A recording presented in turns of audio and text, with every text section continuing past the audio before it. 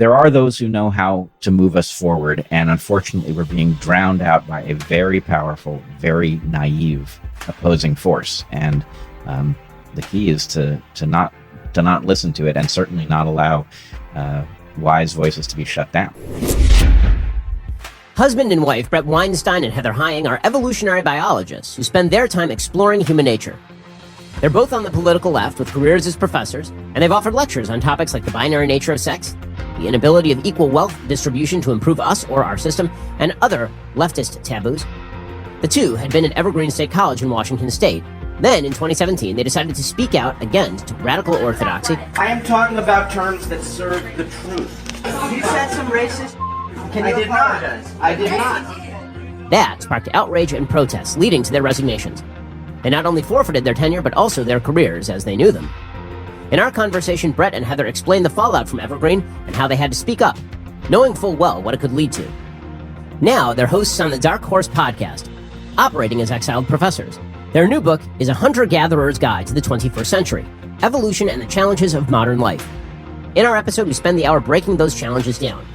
We discuss the fundamental problem with the phrase follow the science, how we save our collective consciousness, and what human civilization must do to continue growing and progressing while also maintaining our existence and our foundations.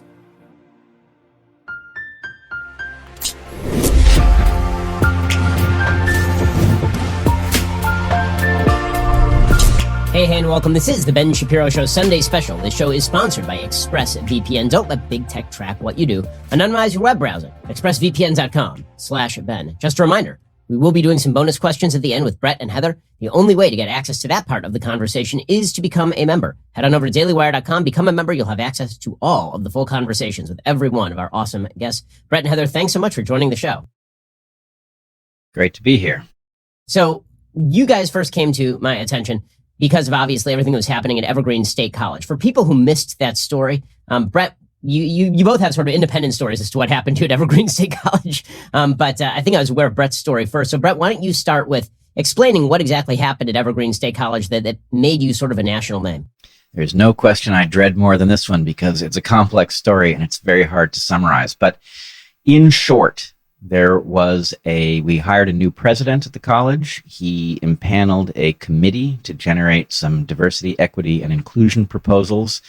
They began to emerge. The proposals were clearly ill-advised and a threat to the college. They were also a threat to the very populations that they were ostensibly designed to help. I felt it was my moral obligation, and it was also my duty as a professor to comment on changes at the college. So I stood up at a faculty meeting the first time, and I pointed out why these proposals were a hazard. I knew that what would come back would be accusations of racism, but I felt that as a very popular and longstanding professor at the college and someone with lots of contact in the faculty, that I could withstand the accusations of racism. But things descended rapidly after there was a day of absence in which the college administration teamed up with the diversity and equity folks and advocated that white people not come to campus on a particular day. I objected to that on many grounds. This was a public college. This was clearly a constitutional question. And I was publicly accused of racism, and then on May 23rd, 2017, at 10 o'clock in the morning, roughly, 50 students I had never met showed up at my classroom, disrupted it. They insisted that I resign or be fired. Those protests quickly descended into riots. The president of the college withdrew the police. Students roved the campus with weapons. Students battered other students. Students bullied other students in the hallways. And eventually, Heather and I, in Washington, you have to file a tort claim before you can sue. So we didn't actually get to the point of suing. But as we were about to sue, the college finally settled with us on the condition that we leave. And we did so. And we have started another career, I guess, as podcasters and public intellectuals in the aftermath. And Heather, you also came under fire for suggesting that, for example, men are on average taller than women. Apparently, this is very controversial stuff. Yeah, this is very controversial. That never drew the ire of people at Evergreen, as far as I knew. And in fact, one of the surprising things to people outside of Evergreen is that in our classrooms, actually, we had very difficult conversations, far beyond the outlandish claim that men are, in fact, on average taller than women. But because of the material that Bret and I were teaching, and is in our new book, we were taking on questions of what are the evolutionary underpinnings of truly horrifying human behaviors, like murder and rape and genocide and war. And we were able to do that because we had honest classrooms in which dissent was not just allowed but encouraged. And we began every class by talking about the misapplications of evolutionary theory, things like the naturalistic fallacy, which imagines that what is what ought to be. And frankly, we had, for instance, we had actual trans students, for instance, in our programs who came because they knew that we were going to insist on talking about the reality of biological sex, the binary nature of biological sex, and the more fluid nature of gender, which does not in any way put the lie to the biological reality of sex. So it was a year or so after Evergreen blew up on us that I was actually on stage with Peter Boghossian and Helen Pluckrose of the Grievance Studies Project and James Damore of Google Memo. And I was making that claim that men are, in fact, on average, taller than women, that a few activists, not associated with Evergreen, but from the same mold, pulled the sound on the presentation. And, so that just reveals, as you are well familiar with, that the activism is hardly localized to individual campuses or indeed localized to campuses at all.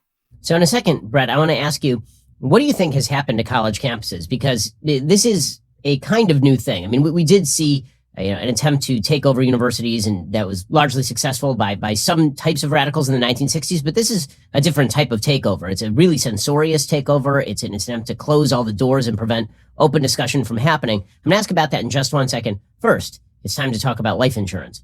Life is unexpected. And if you have people who rely on you, you really need to have life insurance because you just don't know what's around the corner. I mean, you could just go around the corner and there is just a shark. I don't know why it's there, but as that shark chomps on your leg, you're thinking to yourself, Policy Genius would have been the place to go. Why didn't I do that sooner? Policy Genius makes it easy to compare quotes from over a dozen top insurers all in one place. Why compare? Well, you could save 50% or more on life insurance by comparing quotes with Policy Genius. You could save $1,300 or more per year on life insurance by using Policy Genius to compare policies.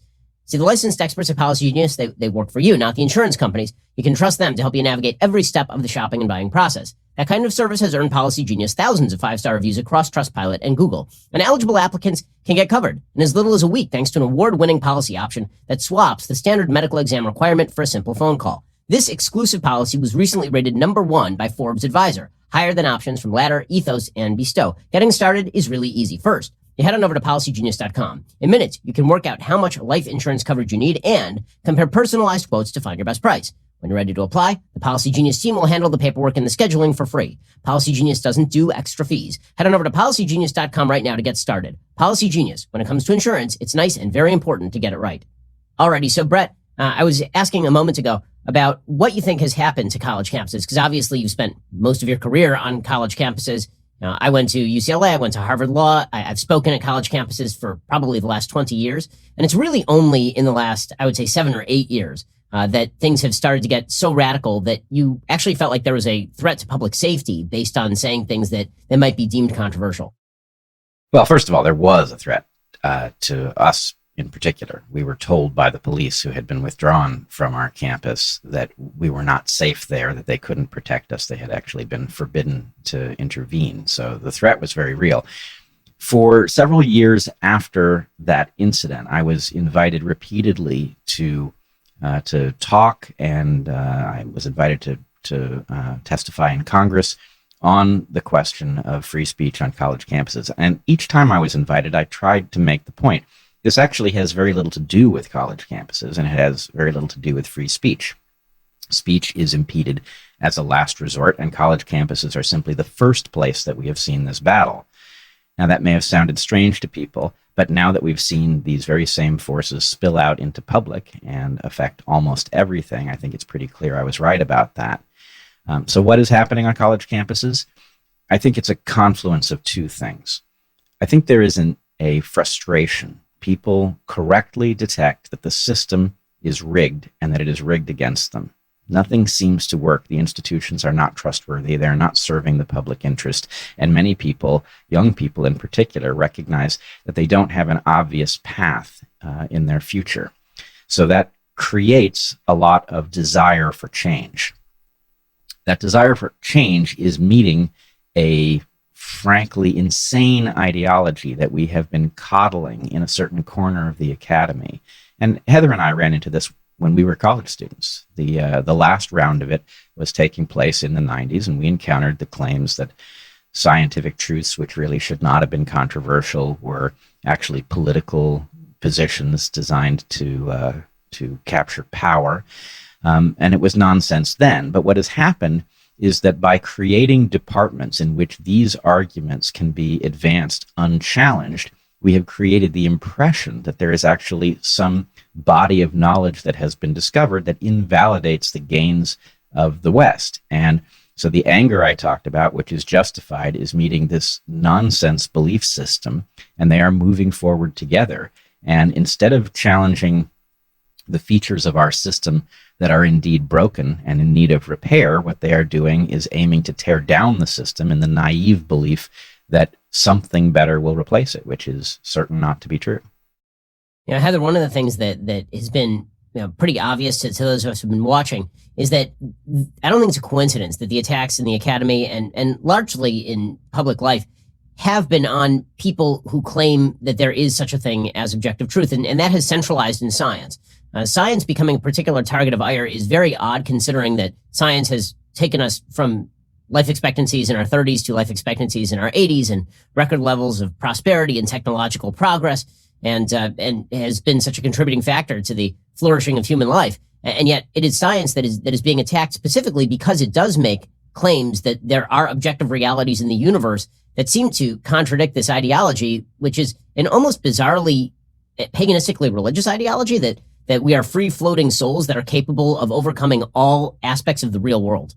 Yeah, no, it's a strangely biologically essentialist ideology in some ways that imagines that really does make the naturalistic fallacy, right? That says if you are to understand what we have been, then that is what we always shall be, and there's no changing it. And in fact, our argument, and this will seem strange for people who aren't familiar with it and who imagine that evolutionary biologists will always be talking about the genes, is that humans are, yes, the products of evolution, and understanding what that evolution has looked like provides much fodder for understanding who we are, but we are more software. We are more about the software layer than the hardware layer than any other organism on the planet. We actually have more flexibility to become almost anything at birth than any other organisms do. And so it's quite the opposite of a biologically essentialist view. And the rejection of actual evolutionary thinking by many in the academy does have a long history. And it's largely about a misunderstanding of evolution. But it's also, exactly as you say, in service of an ideology which really can be understood as religion. So when we look at sort of the attacks on science, it seems like the attacks on science have not only infused the academy, but they've actually infused a lot of our scientific institutions. It's been of particular annoyance to me over the past year and a half to hear people saying over and over and over the phrase "follow the science," and what they really mean is follow a particular person who says one thing about his perception of the science that may or may not be rooted in science. Bret, you are both scientists. You both live in these fields. How should we approach science? With what level of respect or cynicism should we approach the claim that you need to follow the science, and from who should we believe in this sort of sphere? Well, this is a difficult question in large measure because the term science covers a bunch of different related things, right? So science, in one sense, can be the compendium of wisdom and knowledge that we have accumulated. It can be a process But most fundamentally, science is a method, one that people, if they think back to their high school education, could possibly formulate for themselves. But the key thing to understand is that method is actually extremely capable of figuring out when we have a bias that is incorrect. That is really its purpose. It corrects our biases. It takes the things that we think are true and forces us to see that they are not true. And it only works when you do it properly. It's very easy to do something that looks like science, that technologically uses all of the tools of science. But if you do it incorrectly, if you do not have a hypothesis that makes predictions and then run a test that meets the assumptions necessary to test whether those predictions are valid, then it doesn't work. And so what we have now is a very corrupt system of science that's plugged very directly into the market. And frequently, instead of telling us what we need to know, it tells us what we want to hear, because although the system of science, the scientific method, is extremely capable, it is also fragile. Because it requires very special conditions to work, it is very easily disrupted by things like market forces and corruption. And so when people say follow the science, you actually need to focus on the word the. That's the indication that they don't know what we're talking about, right? If they said follow science, then we would understand actually they were talking about a method, and that it did not necessarily point to the people who were dressed as scientists. That in fact what it does is it points to people who have followed the method correctly, however they may be dressed, wherever they may be housed. And this is it's frightening to watch people invoke science for things that are, as you point out, effectively a religious perspective, right? Belief systems that are immune to falsification, that are marching forward with the advantages that come from having been discovered through the scientific method, which they weren't. So, Heather, why is this sort of stuff so seductive? I mean, it really shouldn't be, because again, science works. I mean, when the process and methodology of science are followed, then the result is verifiable, which means that it works in the real world. And when we look at the realities on the ground of the parts of human nature that are unchanging, and then the software parts that are capable of change, it seems like operating in the real world is probably a better recipe for success than whatever else is being pledged. So what is the drive that we are seeing from the most successful and flourishing civilization in history to take all of the tools that it has used to reach this point and then deconstruct those tools? It's a frequent cause of bewilderment to me. What exactly is motivating the drive? Yeah, many things, many of which you have written about appropriately and successfully. I would say that part of it is exactly the thing that we talk about in the book that we identify as hyper-novelty, that we live in a world in which the rate of change is itself changing so fast that even we, who are best able to adapt of any organisms on the planet, cannot even keep up with the new conditions that we are creating for ourselves. And what that means is that this method, which remains, the scientific method, which remains the best way to access the truth about the underlying reality in the universe, it is inefficient. And it does sometimes demonstrate things that we think are true and then turn out not to be true. This is exactly part of the problem with the idea of follow the science. What you think is true today, even if you did use the scientific method to get there, may not turn out to be true once you have more evidence tomorrow or once conditions change. So in a hyper-novel world in which complexity is rife, and in which people are just looking for ways to simplify their lives, to make meaning, and to get some systems on set and forget, especially when it's something as complicated as, how do I formulate my relationships? How do I understand a pathogen that is taking over the world? How is it that I figure out how to get my sleep back on track? All of these are actually addressable with the scientific method, but most people don't feel like they have access to those tools. And that is, that is in fact what we're trying to do in our book, is provide a toolkit so that people, certainly we provide a toolkit for people with a lot of background in evolutionary biology, but our audience in the classroom was people with no exposure to evolutionary biology. And those are the same people who we are also talking to in the book. We had, as students, we were college professors for 15 years, and we had as students people who ran the gamut from coming from very privileged homes to many students on Pell Grants. We had students who'd gone through traditional schooling and a lot of students who had been homeschooled or unschooled or Waldorf schooled or Montessori schooled. And in fact, many of those students, many of our homeschooled students were some of the most capable of problem solving and working independently and knowing how to work on teams and such. But they often came with substantial gaps because, of course, a parent teaching their child doesn't necessarily know everything they can know. And what we were trying to do and what we're trying to do in life is reveal to people that everyone can actually follow the scientific method, that science does not require the lab coat and the glassware and the high-tech equipment, and that all of us should be able to take responsibility for our own decisions that we're making rather than simply answer to the authorities on the television. And I think it's that, you know what, I give up. I'm just going to answer to the authority. I'm just going to do what the authorities tell me to do, which is part of why we've landed where we have. I think there's something else here, though, that we need to confront, which is the reason that we have a large number of people espousing nonsense about the way the world works and pretending it is scientific has to do with the way that our system has failed. In one way, our system is incredibly productive and vibrant, but it has been unfair. And that does not mean, what we are told now by this movement is that we will know it's fair when everything is distributed equally. That's nonsense, and it would actually destroy the system if that were the result of it.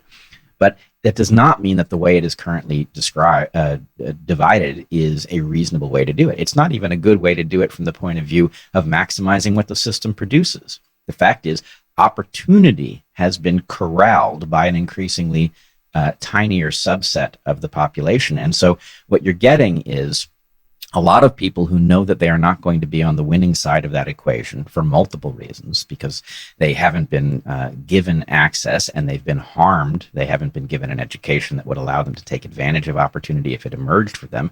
And this is causing frustration that makes it sound reasonable that we must tear this system down because this system is harmful, rather than we want in, right?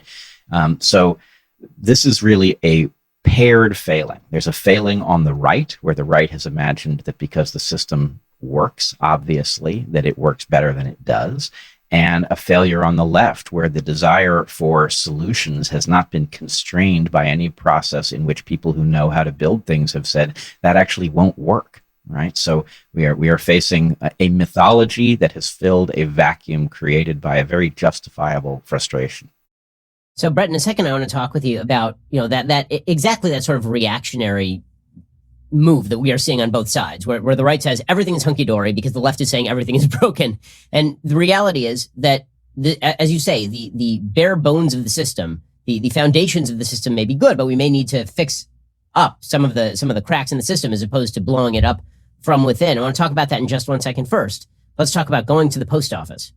A lot of work goes into maintaining a small business. And you got to save money where you can save money. So if you have a small business, you know that there's nothing more valuable than your time. So why would you go waste time and money at the post office? Stamps.com makes it easy to mail and ship directly from your computer. Save time and money with Stamps.com. You can send letters and packages for less, with discounted rates from USPS, UPS, and more. Here at Daily Wire, we've used Stamps.com since 2017. We don't waste our time over here, which is why we're still in business. Since 1998, Stamps.com has been an indispensable tool for nearly 1 million businesses. Stamps.com brings the services of the U.S. Postal Service and UPS shipping right to your computer. Whether you're an office sending invoices, or a side hustle Etsy shop, or a full-blown warehouse shipping out orders, Stamps.com will make your life easier. All you need is a computer and a standard printer. No special supplies or equipment. Within minutes, you're up and running, printing official postage for any letter, any package, anywhere you want to send. And you'll get exclusive discounts on postage and shipping from USPS as well as UPS. Once your mail is ready, just schedule a pickup or drop it off. No traffic, no lines. Cut the confusion out of shipping with Stamps.com's new Rate Advisor tool. You can even compare shipping rates and timelines to easily find the best option. Save time and save money with Stamps.com. No risk. And with my promo code Shapiro, you get a special offer. 4-week trial plus free postage and digital scale. No long-term commitments or contracts. Head on over to Stamps.com. Click on the microphone at the top of the homepage. Type in Shapiro. That's Stamps.com. Promo code Shapiro. Stamps.com. Never go to the post office again. Alrighty, so Bret, you mentioned there, sort of the progressive versus the more conservative vision. Conservatives may have a tendency to sort of ignore systemic problems because the idea is, well, the system overall works, and the left's solutions very often seem to be directed at tearing down the system itself. So the easiest thing to do is to fight the left as opposed to proposing solutions. So in that category, you might say that the left's current attempts, for example, to get rid of testing regimens or to say that meritocracy itself is bad and needs to be replaced with some sort of more equally distributed racial equity campaign. The right looks at that and they say, are you insane? What you're doing right now is destroying all possibility of success and efficiency and flourishing. And really, and the left, instead of looking at the right and saying, okay, well, you may be right about generalized meritocracy, but how do we actually change the system so more people have access to the meritocracy? They're just saying blowing it up. So what do you think are some of the solutions that should be discussed by left and right to a problem that I think both would prefer to ignore in favor of these sort of reactionary defenses? Well, there are a few recognitions that we just need to arrive at. One is that equal outcome is not a desirable state for the system. It will not function. It's never been demonstrated to work. And of course, it is a desperately unfair state if we were to arrive there, because it punishes those who have contributed more. That said, an even distribution of opportunity is desirable. To the extent that there are people out there who have tremendous capacity, but that capacity is squandered because they are occupied scrubbing other people's toilets, that's a waste of innovation. These people are not innovating because they're too busy. So to the extent that what we want is a system that does what our system does well, even better than our system does it, but does it in a way that does not cause these spasms of revolt, we need to make sure that opportunity is distributed as widely as possible. And it can't just be theoretical opportunity either. It has to be realizable. In other words, freedoms people have but can't act on aren't real freedoms. So we have to democratize the tools that actually make people capable of using these systems in order to better the world, to create beauty, to find insight, to engage in compassion. All of these things require a system that solves people's needs more effectively than our system is currently doing for a large fraction of the population. And if we thought in these terms, if we recognized that our system succeeds in certain things, but it doesn't succeed in distributing those things very well, we could continue to move in this direction. And we wouldn't have the upside down world where at the moment conservatives are now defending the gains made by past radicals against new radicals who wish to tear it all down. Right? That is evidence that our conversation is incredibly broken, that we haven't even gotten to the basics of what it is we're trying to accomplish and what the tools are that would be necessary to get us there. So, Heather, the sort of pessimistic side of me says that I hope that what Bret is saying is right, that the fix is possible because what people actually want is the opportunity. What I fear is that there may actually be a revolt against the reality of unequal distribution, period. That no matter what you do, there will be unequal distribution. And this is, whether you're talking in terms of science and, there are bell curves in terms of results in nearly every arena of human life, from height distribution to weight distribution to financial success, or whether you're talking about, basic biblical worldview that the poor will always be among you, as it says in the New Testament. That basic reality, which is that there will be uneven distribution of results, and that in reality, any system that tends to benefit people who are disproportionately, right now, we are an information society, which means the people of high intellectual potential are more likely to succeed than people who are of average or low intellectual potential. But the numbers of those people are necessarily, the people at the top of bell curves tend to do better than the people in the rest of the bell curve.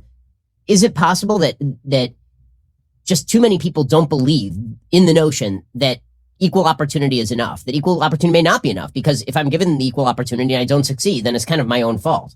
Yeah. I hope not. I think not. I may be wrong.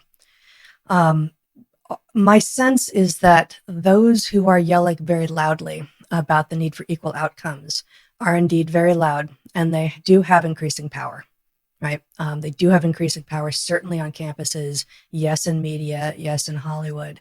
But that many of the people saying those things are just saying them, and that it is actually a very small core group of true believers who really do believe in a destruction of an economic system that is functional in exchange for something that clearly would not function.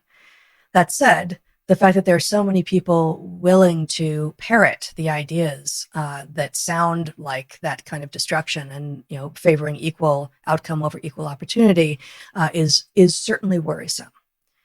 I will say that the 15 years that I spent in college classrooms, teaching in college classrooms, actually made me less of a misanthropist.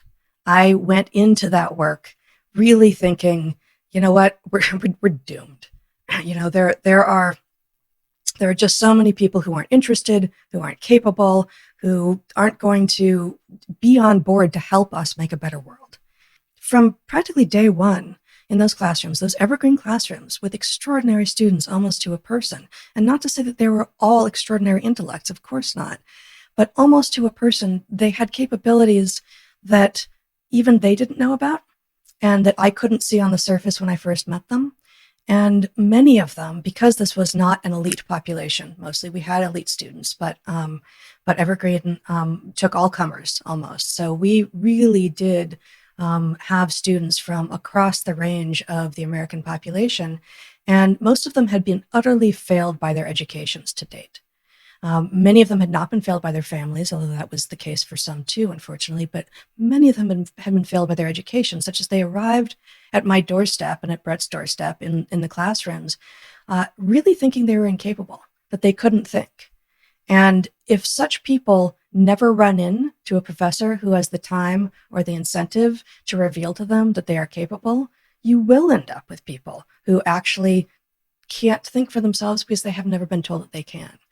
I came away from that 15 years knowing, actually, that the vast majority of people can think, want to be given the information with which to make careful analytical decisions for themselves and for others, and that we are treating people like children, not because that's how they need to be treated, but for other reasons, and they're not good ones.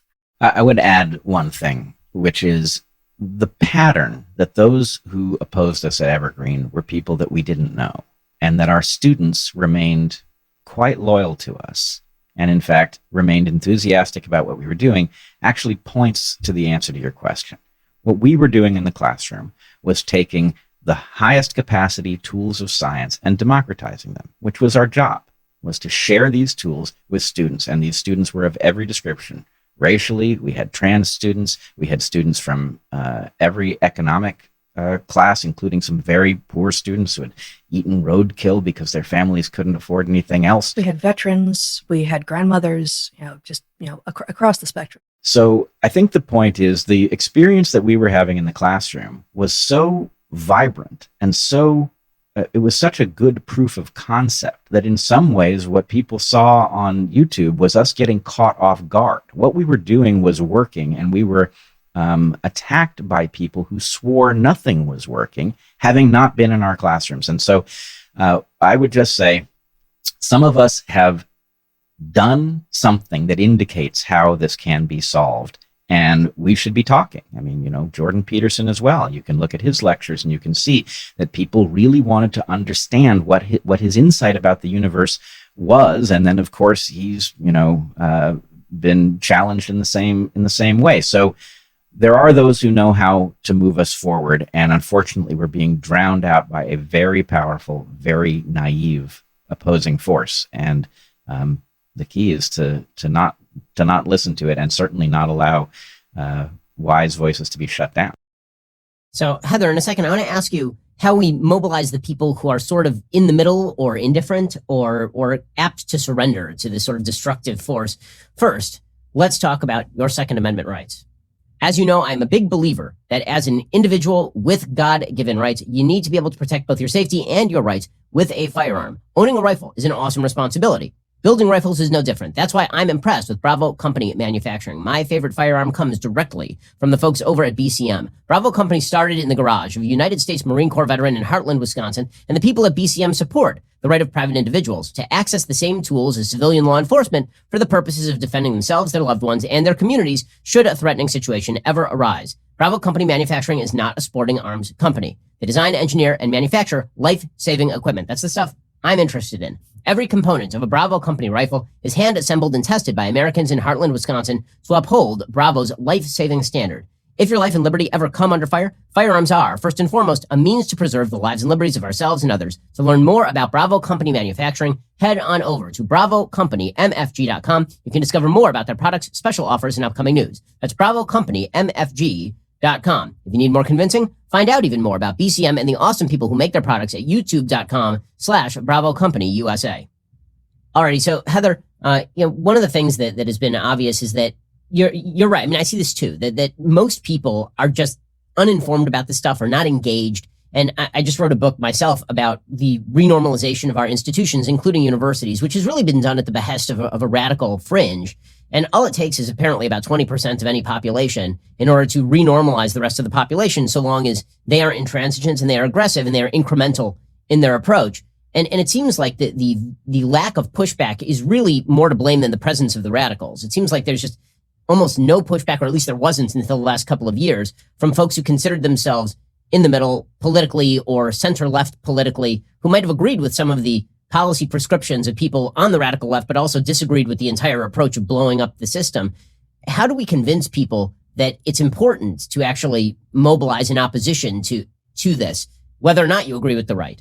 Yeah, no, that's a great question. And it is one indeed that we've been thinking about for many years now, and I know you have as well. And as you write about, and as you just said, the incrementalization of the progress that they are making is part of why it is so hard to reveal it to the exhausted middle, right? There is no moment at which everyone has the shade pulled from their eyes and they can see what is true, right? And so we have this sort of rolling revelations in which some people suddenly can see, yes, actually it happened to me. It happened to a friend of mine. I saw that bit of footage, and now I'm beginning to put together the pieces. So how can we bring everyone into an understanding that this is actually that important? I don't have a global answer, and I wish I did, but I think maybe a global answer isn't possible. It's probably not going to be done by analysis. It's more likely to be done by narrative, by telling true stories that actually reveal that this too could come for you. And boy, there's a lot more to say, but I guess when Evergreen first blew up, and we had been seeing it, we've been talking about it among the few colleagues that we could talk about it with for a few years at the point that it became public. It blew up in May of 2017. But at first, when we were receiving so much private support from other people on campus who said, I see it, I know it, I can't stand up, we felt differently then than we do now about whether or not that was an appropriate response. Really, we felt so battered, and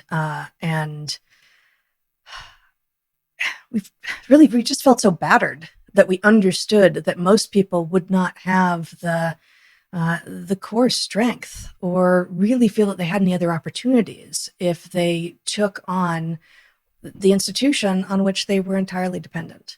And we were both perhaps braver, but also more able to see that we wouldn't have been able to live with ourselves if we had not stood up to it.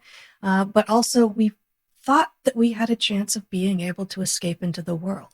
As much as Evergreen was our entire world, it really, more than most. We had two tenured positions at this school, and that was our entire income. So, we gave up all of that, not knowing that that's what we were doing by standing up to it. But people see that, and of course they're scared. Of course they say, you know what, I have a mortgage to pay, and I have children, and I can't put them at risk by standing up. But the question will always remain, when you lie in bed at night and you're trying to fall asleep, what is plaguing you?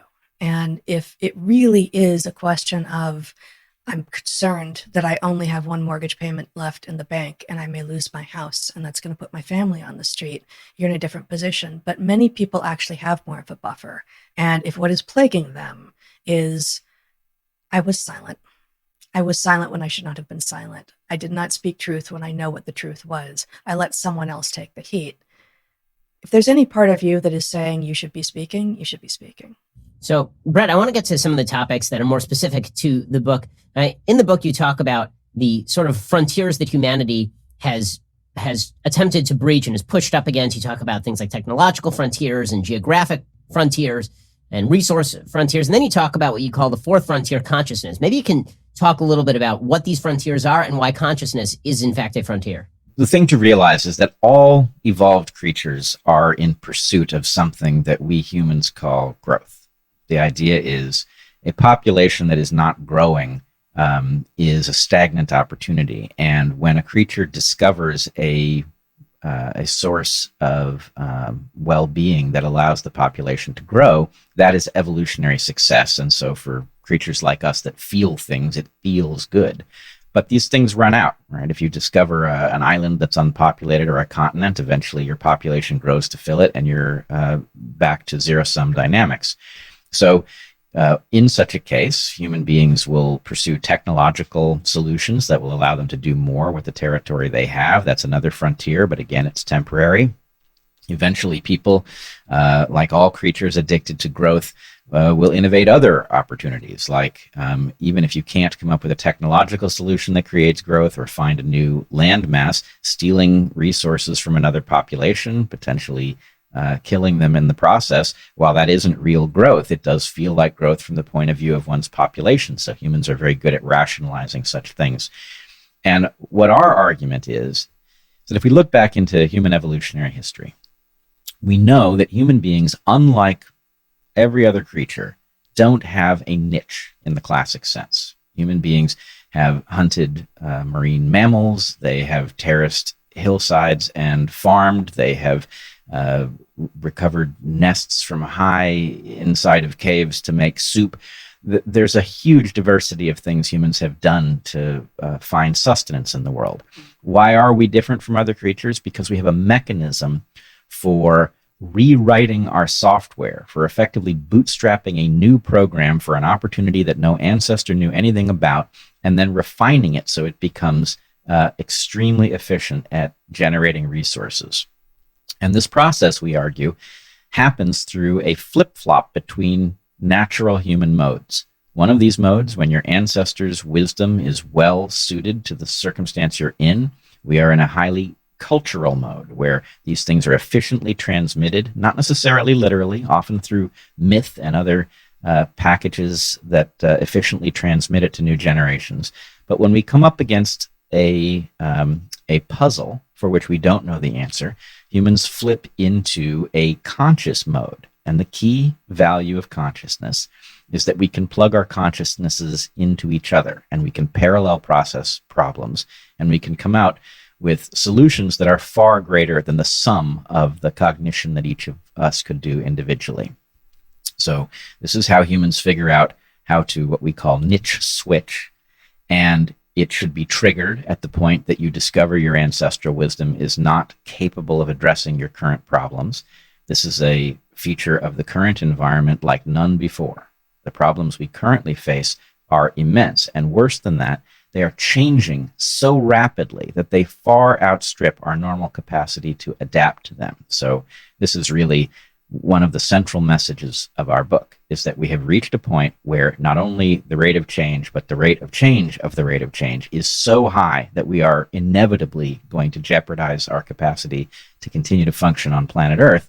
And the key is to recognize that that's what we're doing, and to rise to consciousness and bootstrap the solution to that puzzle so that we can be here 100, 500, 1,000 years from now. So what do you think, Heather, are the problems that are so big that Bret is talking about right there that require us to switch over from culture to consciousness? Because obviously, as a conservative, I'm a very big fan of received wisdom of the past, and it seems to me that the shift from culture to consciousness, it could be triggered not by an actual problem, but by a perceived problem, and could result in exactly the sort of deconstructionism that we've been talking about before. Namely, if you've exhausted the culture, meaning that not necessarily the culture has failed, just that you've exhausted the culture, meaning that everybody sort of reached the limit, right? There was a point in terms of geographic limits where everything had now been found. And so human beings, if you're going to search for a new geographic limit, have to attack each other. Could the same thing apply in the switch from culture to consciousness, where we sort of hit the limits of culture? Everything is fairly good, but we are an aggressive species and we're constantly looking to grow, and there's no more space to grow. And so instead, we shift into consciousness mode and end up actually having an almost autoimmune disorder with regard to our culture. Well, you're absolutely right. There is risk to this conscious mode, there is greater chaos. There's a higher error rate for sure. And culture, by contrast, is a time of stability. It brings stability from the past into the future, but it only works when the future looks like the past. And so we are certainly not advocating for a move into pure consciousness.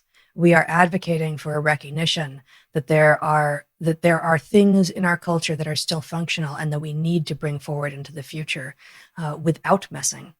And that there are also things that, due to the rate of change that we ourselves have created, and then other runaway processes that may be due to us, but that are now out of our control, we need to act with innovation, and we will make errors, but we need to problem solve, and the problems will look ways that nothing in the past has looked. So it's not, I get the concern for sure, and I have it too. And I know any sane person, I would say, should have it, looking at the world at the moment and looking what's passing for progress, right?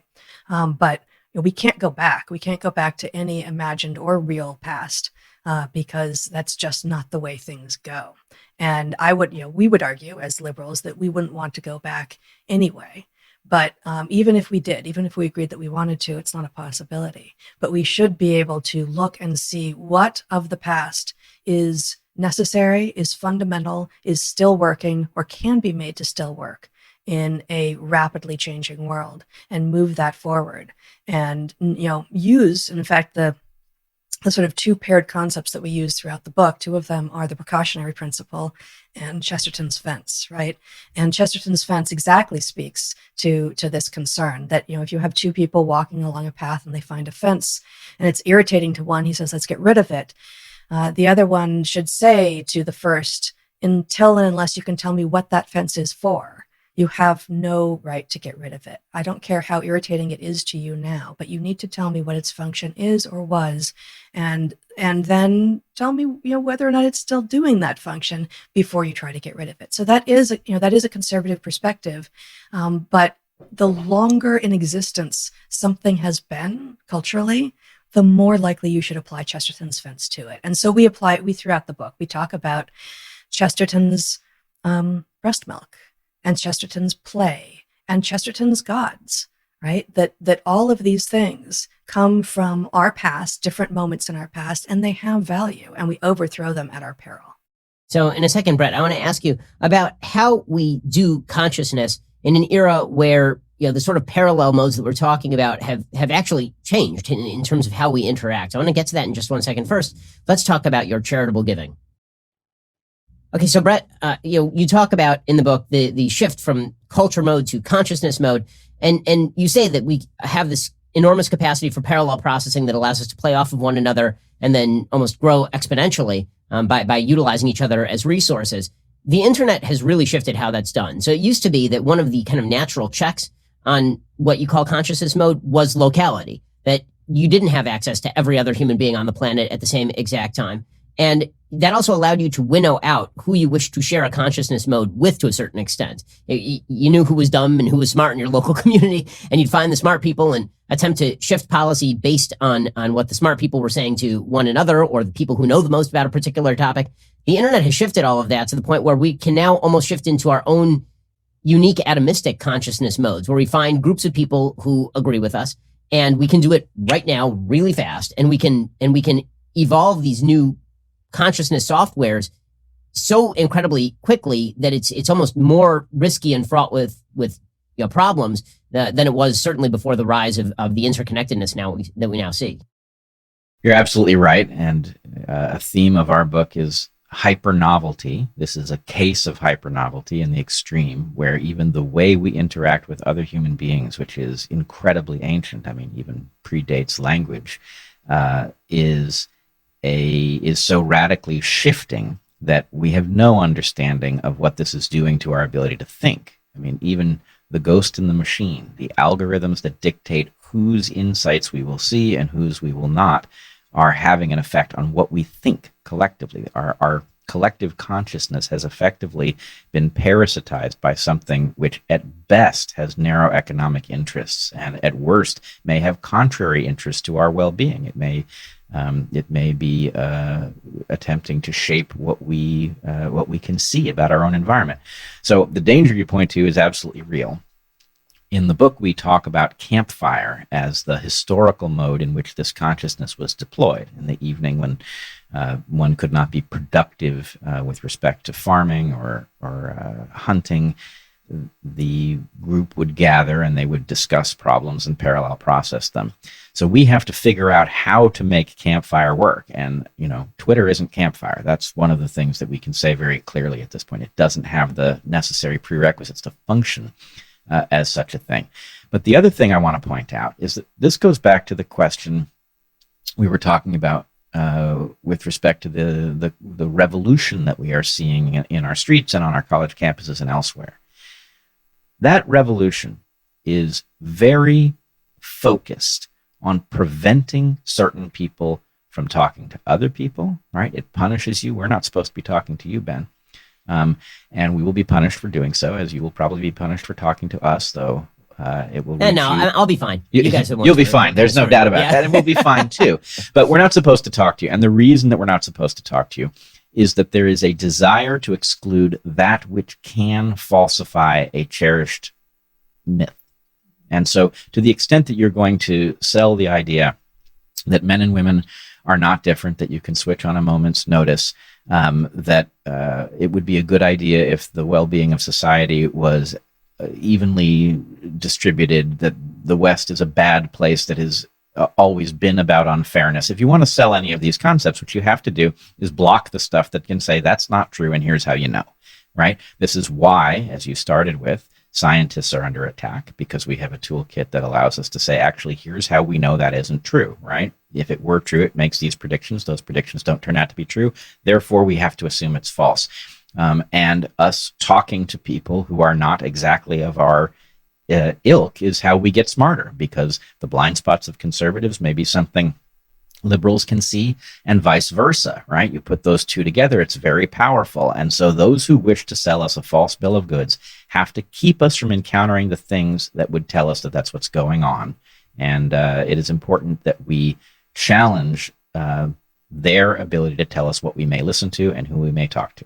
It's fundamental. If I can just add one thing, the fact that we talk across difference, ideological difference, demographic difference, whatever kind of difference it is, makes it more difficult to create dehumanizing tropes and memes.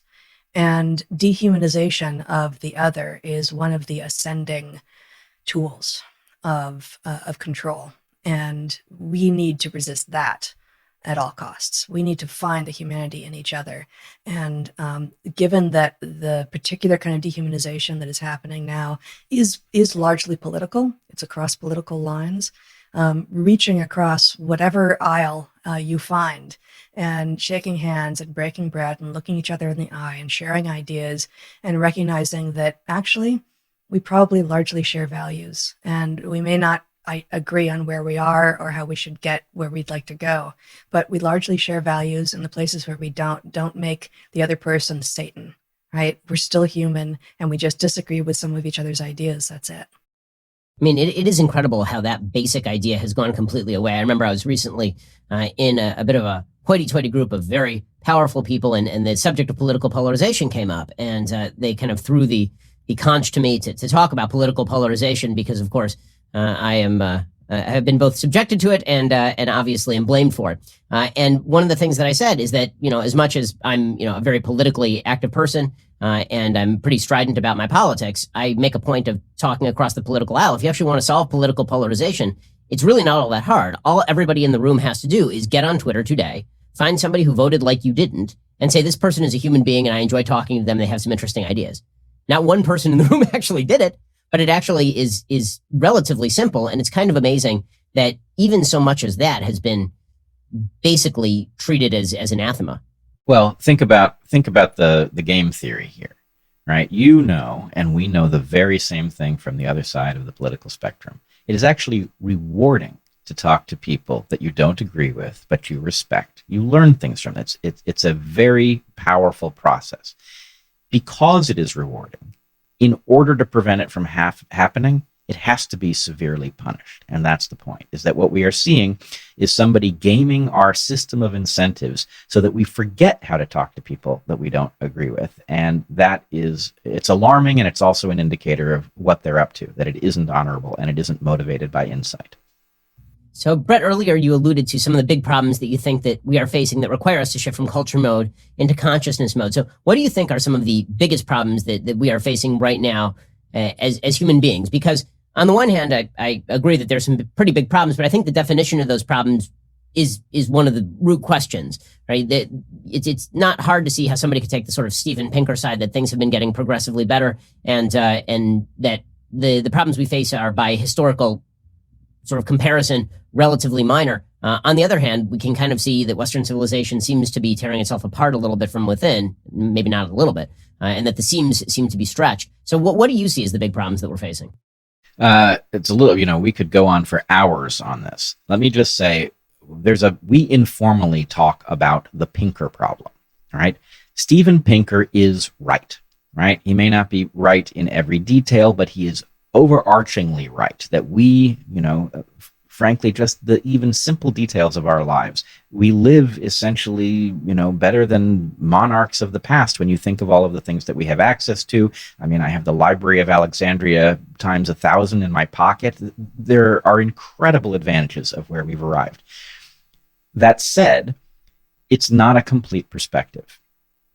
The danger of where we are is absolutely immense. So if you sort of take the instantaneous measure of well-being, there's a tremendous amount of well-being, and it is widely distributed. It is not fairly distributed, but it is widely distributed. If you take the hazard of the moment, then you'll discover we've never been in greater peril, that in the past, populations did endanger themselves, and some populations actually drove themselves extinct, but it was never all of us together. At the moment, what we have is a planet that is headed in a direction that cannot be sustained, just literally cannot be sustained. We know we cannot continue to go in this direction. And we also know that we don't have a recipe for figuring out how to correct our course.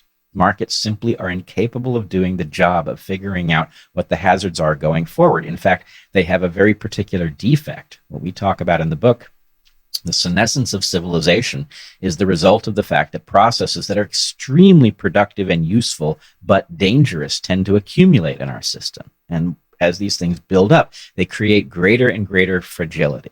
So the biggest problem that we have to face is that we can't keep doing this, and we don't know what replaces it, right? That's job one. And the second thing I would say, the other major theme of the book, is that we are individually very unhealthy as a result of all of this technological progress. And we do live longer. You're right about that. But we live longer. We have anxiety that would not have characterized our ancestors. We are physiologically unhealthy. We are socially unhealthy. And all of these things are indicators that something that is generating the menu of possibilities for us is simply off. It's giving us things that are causing us to do harm to ourselves, and we have to stop. So, Heather, the sort of second, I certainly agree with the second, because it's impossible to disagree with the second. Obviously, we see mass obesity is the problem in the United States, not mass starvation. And that is an indicator that something has gone wrong in certainly an opposite direction from what has gone wrong in the past. Maybe you can expand a little bit on what Bret is talking about when he talks about the sort of senescence of capitalism, the sort of accruing of specific problems that kind of builds up over time. Maybe an example would be good there. Yeah, well, I guess maybe this approach, and I do feel like we keep on doing an end run around your question directly. It is easy once you find a thing that you can measure in a system, which of course capitalism is very good at, to imagine the thing that you've measured is the thing that warranted being measured and is the metric that is what should be paid attention to in the system. And it is thus also human nature to pay attention to the metric once you have it in front of you. And so there is a reductionism that is being conflated with science. So science is there is science that is very narrow, and there is science that is very broad. An evolutionary approach, as we take in our lives and in our book, is a very broad, emergent approach. We ask questions of why to try to understand what it is that we are doing and why we're facing the problems we are. And the more narrow approach that we are finding so much evidence of in our supermarkets, in our healthcare system, in the blue lights that pervade our homes and keep us from sleeping well, in the relationships that we can and cannot have and that young people are finding impossible to form because they have been told that there are a few things that they should be seeking and are not recognizing that actually we are all more than the sum of our parts. Every complex system has emergence.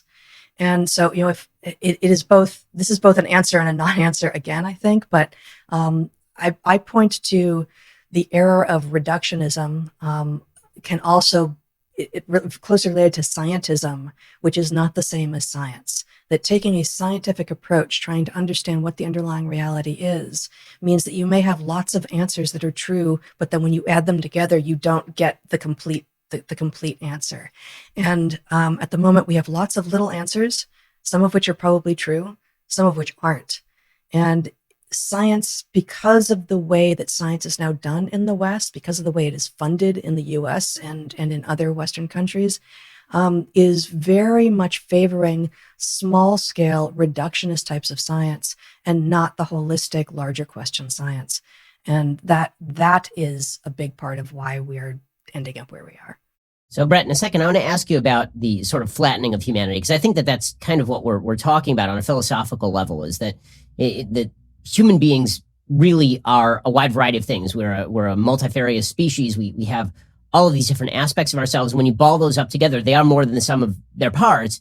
And yet we have so many, we basically have a toolbox, and every tool in the box is a hammer. And so it doesn't actually look like a toolbox. It just looks like a box of hammers. And I want to explain what I mean by that in just one second. First, let's talk about recruiting great folks to work for you. If you're a business owner right now, it's kind of hard to find the right person for your job. I mean, we got more job openings than people applying for the jobs right now. The lockdowns of the last year and a half created a huge pent-up demand for places like gyms and nail salons and hotels. All of them are on an epic hiring spree to accommodate this surge of business. So where do these businesses turn to fill these roles fast? ZipRecruiter. And right now, you can try it for free at ZipRecruiter.com/BenGuest. When you post a job on ZipRecruiter, they send your job to over 100 top job sites, giving you access to their network of millions of job seekers. ZipRecruiter's matching technology scans resumes to find qualified candidates for your open roles and proactively presents them to you. You can easily review recommended candidates and invite your top choices to apply for your job, which encourages them to apply faster. According to ZipRecruiter internal data, jobs where employers invite candidates to apply get 2.5 times more candidates. ZipRecruiter's technology is so effective that 4 out of 5 employers who post on ZipRecruiter get a quality candidate within the very first day. So if you own a business, you're trying to find the right person, you really should be checking out ZipRecruiter right now. Try ZipRecruiter for free at this exclusive web address, ZipRecruiter.com/BenGuest. That's ZipRecruiter.com/BenGuest, BenGuest. Just go to ZipRecruiter.com/BenGuest. ZipRecruiter is the smartest way to hire. Okay, so let's talk about sort of the thinning of humanity. This is a theory that I've been sort of thinking about a lot. I've actually been thinking about a lot in terms of biblical story or myth, depending on your point of view about the Bible, and the sort of symbolism of how Adam is talked about at the beginning of Genesis. What I was noticing recently when I was reading the book of Genesis is that Adam is described in about 7 different ways. Right? He is made from earth, which you could theoretically think of as biological hardware, and then the soul of life is breathed into him, which you could think of as the software that you discuss in your book. And then he's discussed as lover, and then he's discussed as father. He's discussed as a listener in the garden. He's discussed as the maintainer who's supposed to plow and till the ground, and then the worker who's supposed to support his family. And in all of these different roles, man, which is what Adam is, right? The word in Hebrew for man is Adam. The man is all of these things at once, and yet we live in a system that, because of what you're talking about, the desire for some sort of measurable result that you can put on a chart, has basically flattened man into a series of sheets of paper. So you have Homo economist, who is supposed to be just a purely rational actor who acts out only through capitalism, and capitalism theoretically is supposed to solve all of your problems. And then when it doesn't, people get angry at capitalism. Or you have sort of Homo libidinous. You have the man who's driven only by his sexual urge in almost Freudian fashion, and the only identity that he can find is in just how people pursue their sex lives, and sexual identity is everything. You have the tribal man who's only supposed to be a member of the tribe, and we can boil who he is down to his intersectional characteristics. And so we as a society seem to have segregated all of these things off, as opposed to saying, well, actually, we're all of these things and maybe none of them at the same time, Bret. You're absolutely right. And this is one of the places that I think conservatives have the deeper understanding. If you've seen a system that is coherent and complete, even if it is a mismatch for our present circumstances, there is something essential about it.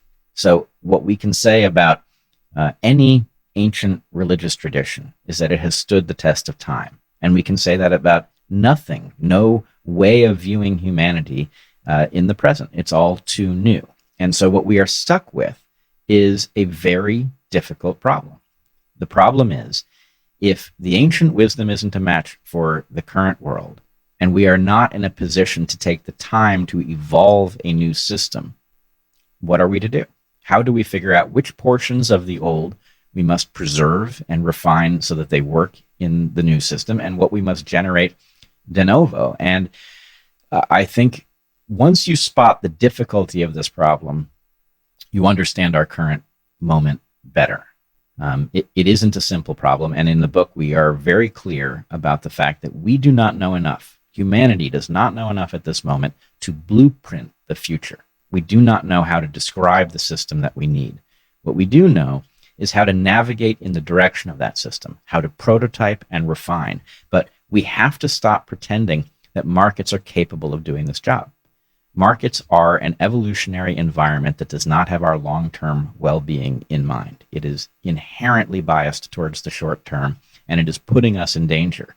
If we are wise, what we will do is recognize that we have never come up with a better tool for figuring out how to do things than markets, but that they have no business telling us what to do. They should not tell us what to want, because if we allow them to do that, what they will do is what we are seeing presently. They will explore every defect of human character and exploit it to somebody's benefit, but not to our collective benefit. And it's time we divided those two things. So, Heather, one of the things that occurs to me here is, and this does kind of cross streams with where we are governmentally, and maybe just in terms of Western civilization more broadly, is the sort of fragmentation that we're seeing the actual attempt to solve the problem. In other words, it's not just us falling apart. I think that right now, listen, I took my family, we moved from California to Florida. One of the reasons we did that is we were seeking a different community, a different style of life, a different kind of outlook from the place that we were living. And so we moved, and you're starting to see the self-sorting mechanism happen all over the West. You're starting to see nations in the EU decide, you know what, the EU doesn't speak for all of us. You're starting to see localism rising in the United States. California wants to be California, Texas wants to be Texas, Florida wants to be Florida. And at the same time, there's this broadening because everything has become so nationalized and internationalized, because the systems of power have become so powerful, whether you're talking about international corporations or whether you're talking about international government or just federal government as opposed to state and local government. It seems like the system of fixing this, which used to be find communities and experiment within those communities and create those campfires, is now being overridden by these broad national systems incapable of actually adjusting on the move. Yeah, no, I absolutely agree. And, as you know, you're not the only ones to have left California. We have both other conservative and liberal friends who have left California, finding what is happening there untenable, and not because it's too liberal, really because in many ways it's too illiberal and just simply incompetent. It does seem like we are oscillating, as you say, too quickly between sort of the individual level agency and the transnational, reality that we all live in. And yes, many of us are seeking the many layers in the middle where we could find community again. And with the decay of traditional systems like churches and other social groups and synagogues, it's becoming much more difficult. And of course, the last 18 months has made it even more difficult to find actual community with people whom you did not have before. What we need is to spend more time in physical space with one another. Looking each other in the eye and feeling the ineffable and sometimes unmeasured and unmeasurable things that are true about humans when they just share space with one another. And that is and is not an answer to how to solve a planet's problems that has 8 billion people on it, right? But the number of people who are simply feeling totally isolated and who have the vast majority of their social interactions through screens, which quite literally does the flattening that you were talking about with regard to how we understand humans. If we can reverse that, I believe that we can begin to reverse a number of the other failings that we are experiencing. So I want to ask both of you a few final questions, starting with, you both taught in colleges. What advice do you have for college students who are facing down some of the issues that you had on college campuses when you were there? If you'd like to hear Bret Weinstein's and Heather Heying's answers, you have to be a Daily Wire member. Head on over to dailywire.com, click subscribe. You can hear the rest of our conversation over there. Well, Bret and Heather, I really appreciate your time, and thank you for standing up for all the things you stand up for and for the process of knowledge making. It really is an amazing book. You should go check it out. A Hunter-Gatherer's Guide to the 21st Century. Bret and Heather, thank you so much for joining the show. Really appreciate it. Thanks, Thank Ben. you very much, Ben.